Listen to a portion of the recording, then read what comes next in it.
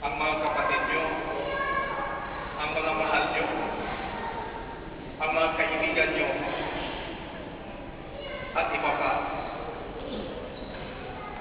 Yun ba ang nasa puso nyo ngayong Pasko?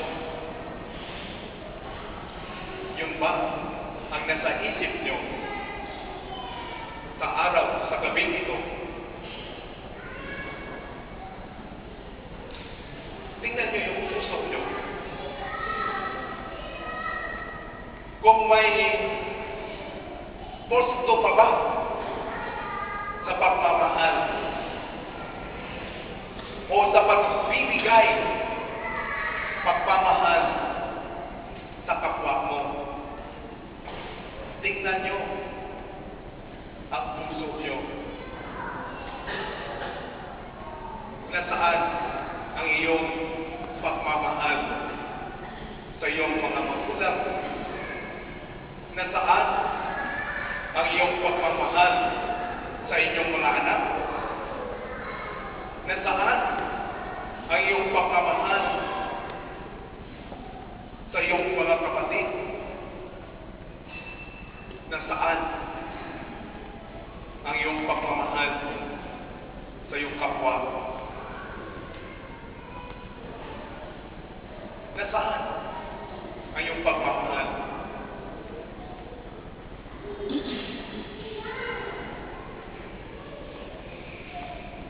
Mahirap, mga kapatid,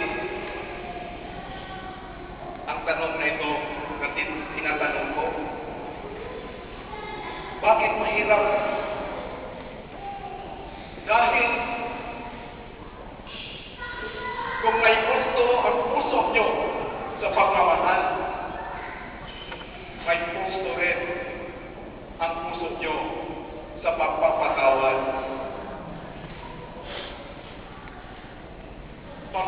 Pagmamahal at ang pagpapatawad ay sabay na nasa puso nyo. Mabigayan kayo ng pagmamahal at sa pagbibigay ng pagmamahal, magbigayan kayo ng kapatawaran sa isa't isa. Alam niyo, bakit pumarito ang Panginoon? Bakit siya ay isinilang? Dahil ipakita niya sa atin ang pagmamahal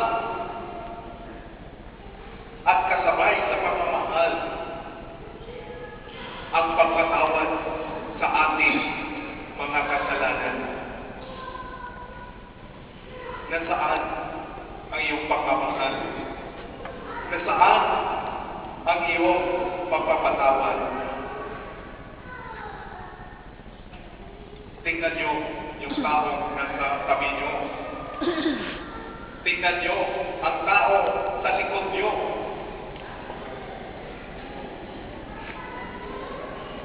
Binigyan mo ba siya ng pagmamahal? Binigyan mo ba siya ng patawad, katawaran? Mga kapatid, hindi kumpleto ang Paskong ito. Hindi maganda ang pag-celebrate, pagdiriwang sa Pasko ito kung hanggang ngayon ang pagmamahal, ang pagpapatawad ay wala sa ating puso.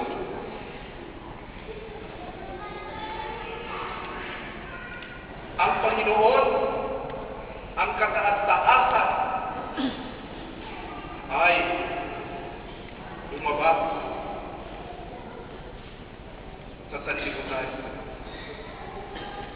para tayo ay mahalin, para tayo ay matawarin. Ang ibig sabihin, mga kapatid, kung tayo ay nasa taas